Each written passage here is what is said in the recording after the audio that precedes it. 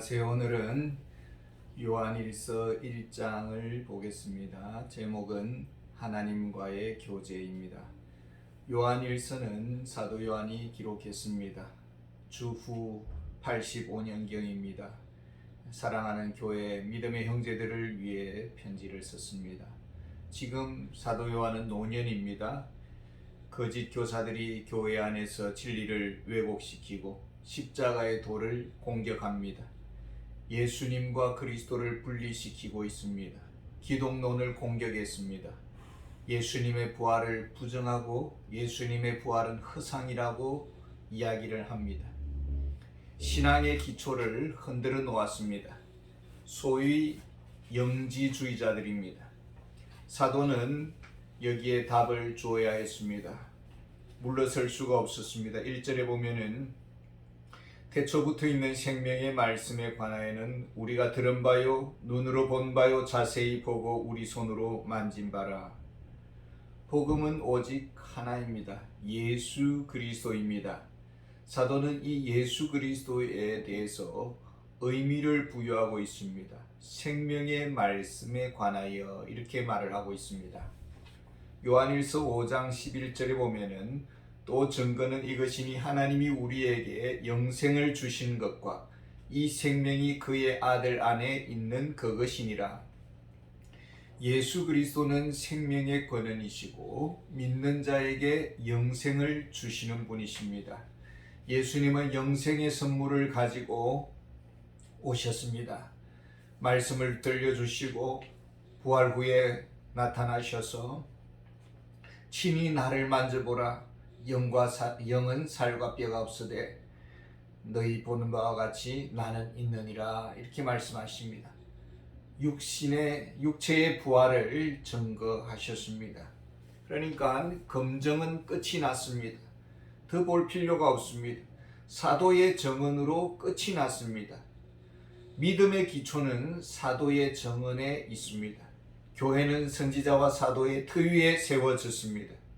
내가 다시 직접 하나님을 만나 보아야 하고 직접 예수님을 만져 보아야 믿겠다라고 하는 것은 하나님의 말씀을 사도의 증거를 의심하고 부정하는 것입니다. 이것이 사도의 증거인지 아니면은 다른 사람의 것인지 성경을 해부해 보겠다라고 하는 것은 불신앙에 기초하는 것입니다. 사도는 증거의 사명을 받았습니다. 2절에 보면 이 생명이 나타내신 바 된지라 이 영원한 생명을 우리가 보았고 증언하여 너희에게 전하노니 이는 아버지와 함께 계시다가 우리에게 나타내신 바 된 이시니라. 초월자이신 예수 그리스도십니다. 성육신의 실제를 나타내 보여주셨습니다. 찾아오시고 다가오시고 만나주신 그리스도십니다.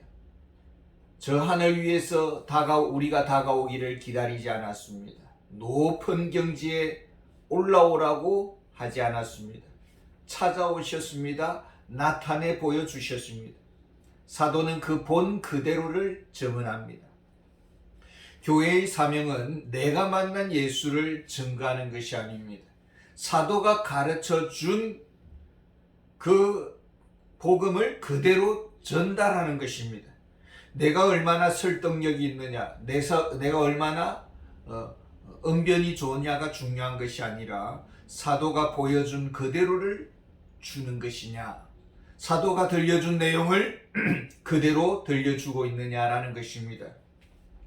사도가 증거한 예수를 그대로 선포해야 됩니다. 이것이 복음 전달 방식입니다. 사도의 경험에 기초하고 사도의 논리에 기초하는 것입니다. 복음 전도자는 자기와의 싸움이 있습니다. 내 생각을 얼마나 내려놓았느냐, 내 상상력을 얼마나 내려놓았느냐, 내 의지를 얼마나 내려놓았느냐.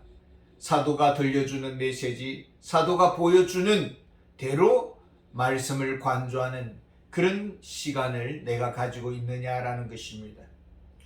목회자는 세상을 잘 모른다고 합니다.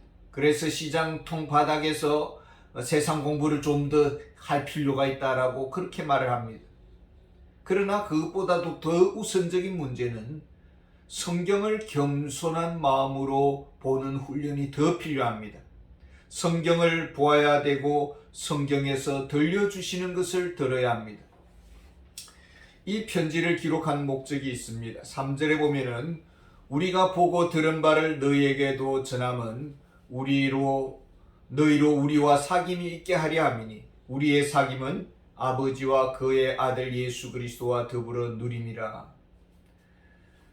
사도 요한 당시에 교회 안에는 어떤 일이 일어났습니까? 요한일서 2장 19절에 보면은 교회 안에 분열이 일어났습니다. 공동체가 나누어졌습니다. 교회의 하나됨이 깨어졌습니다. 서로 거짓이라고 비방을 합니다. 서로 자기 사람들을 끌어모으려고 했습니다. 공동체가 찢어졌습니다. 세상은 비방할 것입니다.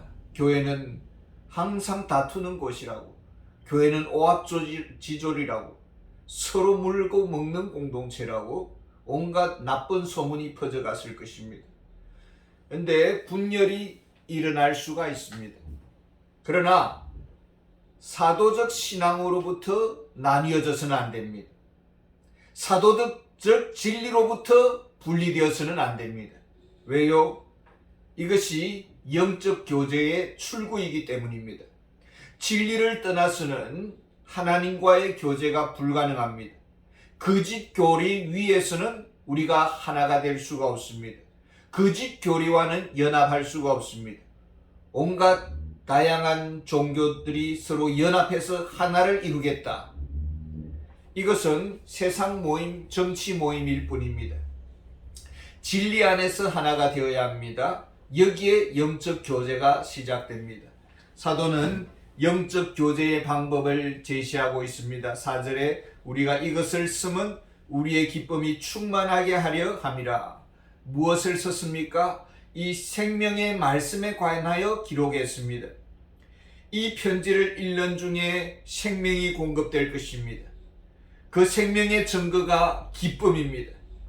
선물이 기쁨이고 이 기쁨이라는 것은 행복의 차원을 넘어서는 기쁨입니다. 남달리 우리가 많은 소유를 가진 것이 아닙니다. 때로는 감옥에 붙잡혀 있을 수가 있습니다. 언제 죽을지도 모릅니다.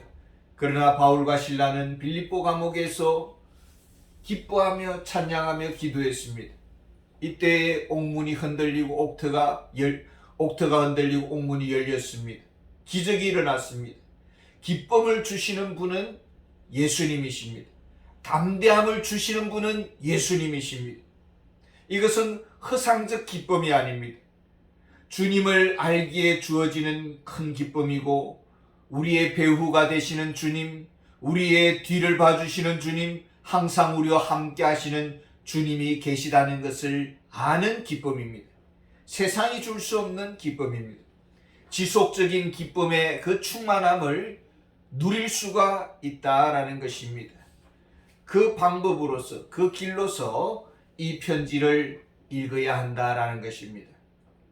이 성경을 읽는 자, 이 진리를 깨닫는 자, 기쁨이 넘치게 될 것입니다. 하나님과의 교제 가운데 있는 자, 즐거움이 있을 것입니다. 이 세상에서 하나님과 지속적인 교제 가운데 어떻게 하면 우리가 거할 수 있습니까? 우리에게 기쁨을 방해하는 원인이 무엇일까요? 5절에 보면은 우리가 그에게서 듣고 너에게 전하는 소식이 있으니 곧 하나님은 빛이시라. 그에게는 어둠이 조금도 없으시다는 것이니라. 요한일서 3장 5절에 보면은 그가 우리 죄를 없애려고 나타나신 것을 너희가 아나니 그에게는 죄가 없느니라. 어둠이 없으신 예수님, 죄가 없으신 예수님, 그러기에 우리의 죄를 위해서 죽으실 수 있는 자격이 있는 것입니다. 죄 없으신 육신의 몸을 입고 십자가에 달려 죽으셨습니다. 완전하신 하나님, 완전하신 인간의 몸을 입으신 예수님이 십자가 위에서 우리의 죄를 담당하셨습니다. 피를 흘리시고 죽으셨습니다. 우리의 죄를 도말하셨습니다. 영지주의자들은 주장합니다. 예수님이 인간 예수로 태어났다. 그리고 세례를 받을 때에 그리스도의 영이 들어왔다. 그리고 구속사역을 감당하다가 십자가에서 죽으실 때는 그리스도의 영은 빠져나갔다. 그리고 십자가에 달려 죽은 예수는 인간 예수이다. 인간 예수는 육체적이고 물질적인 존재이기 때문에 물질적인 존재는 악하고, 그래서 죄인된 예수는 우리의 죄를 감당할 자격이 없다. 이런 논리로 예수님의 구속을 사역을 부정했습니다. 영적으로 특별히 깨달음을 가진 자만이 구원받은 자이고 영혼이 깨끗한 자이다. 그들은 비록 세상에서 육체를 가지고 있지만은 육체를 가지고 죄를 범해도 그 영혼은 깨끗하다. 죄는 영혼에는 영향을 미칠 수가 없으니까 육체는 죄로 인해서 멸망당해도 영혼은 깨끗하기 때문에 천국 갈 수 있다. 이렇게 주장을 하는 것입니다. 여기서 이단들의 공통된 삶이 나타나는데 바로 이중적 삶입니다. 사도 요한은 6절에 말합니다. 만일 우리가 하나님과 사귐이 있다 하고 어둠에 행하면 거짓말을 하고 진리를 행하지 아니함이거니와, 진리를 믿지 않습니다. 속죄의 죽으심을 부정합니다. 그러면서도 하나님과 교제를 나눈다고 주장을 하고 있습니다. 여전히 어둠에 거하고 있고 죄 가운데 살아가고 있습니다. 여기서 어둠이라는 것이 무엇일까요? 요한일서 2장 4절에 보면은 그를 아노라 하고 그의 계명을 지키지 아니하는 자는 거짓말하는 자요 진리가 그 속에 있지 아니하다, 이렇게 말합니다. 사도 요한이 말하는 이 주의 계명, 그의 계명이라는 것이 무엇입니까? 요한일서 2장 9절에 보면은 빛 가운데 있다 하면서 그 형제를 미워하는 자는 지금까지 어둠에 있는 자요. 믿음의 형제를 적대시하고 믿는다고 하면서 형제들을 대적하고 공격을 합니다. 요한일서 3장 17절에 보면은 누가 이 세상의 재물을 가지고 형제의 궁핍함을 보고도 도와줄 마음을 닫으면 하나님의 사랑이 어찌 그 속에 거하겠느냐. 진리 가운데 거한다는 것은 예수님의 삶을 본받는다라는 것입니다. 행함과 지식이 일치되어야 된다라는 것이죠. 근데 과연 우리가 이런 진리대로 일관된 삶을 살고 있습니까? 때로는 미움을 이기지 못하고, 때로는 배품을 잘 감당하지 못합니다. 진리에 일관되지 못합니다. 진리 가운데 살지 않았습니다. 때로는 미워했고, 때로는 다투기도 했고, 만약에 그럼에도 불구하고 양심의 가책이 없습니다. 죄가 없다고 주장을 합니다. 홀로 거룩하고 나만 깨끗하게 살아왔다고 그렇게 주장을 합니다. 그리고 자신의 영적인 높은 경지에 이르렀다고 주장을 한다고 합시다. 이것은 잘못 알고 행하고 있는 것입니다. 10절에 말합니다. 만일 우리가 범죄하지 아니하였다 하면 하나님을 거짓말하는 이로 만드는 것이니 또한 그의 말씀이 우리 속에 있지 아니하니라. 하나님은 분명히 회개를 촉구했습니다. 그런데 회개하지 않습니다. 바른 위에 진리 위에 서지 않았습니다. 혹시 마음에 찔림이 있습니다. 그리고 수치심을 느낍니다. 내가 진리 가운데 살지 않았기 때문입니다. 사랑 가운데 살지 않았기 때문입니다. 그래서 기쁨이 식었습니다. 어둠이 마음에 지배하고 우울합니다. 하나님의 영광이 떠난 것만 같습니다. 하나님이 나를 그렇게 반기지 않는 것만 같습니다. 마음이 어두워졌습니다. 어떻게 우리가 회복할 수 있을까요? 어떻게 하면 하나님과의 교제를 우리가 지속적으로 유지할 수가 있을까요? 9절 보면 만일 우리가 우리 죄를 자백하면 그는 미쁘시고 이로사 우리 죄를 사하시며 우리를 모든 불의에서 깨끗하게 하실 것이요. 이 말은 과거형입니다. 과거에 이미 용서해 주셨습니다. 과거에 이미 정결케 하셨습니다. 그러나 우리가 죄를 고백할 때에 그 과거의 예수님의 구속의 역사가 우리에게 적용이 되는 것입니다.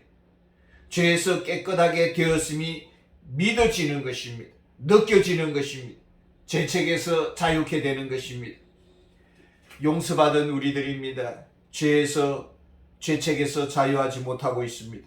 주님 앞에 나와서 우리가 자백하면은, 죄를 고백하게 되면은 하나님과의 교제가 회복된다라고 사도는 우리에게 하나님과의 교제를 가르쳐 주고 있습니다. 이런 은혜가 우리에게 늘 충만하기를 원합니다. 감사합니다.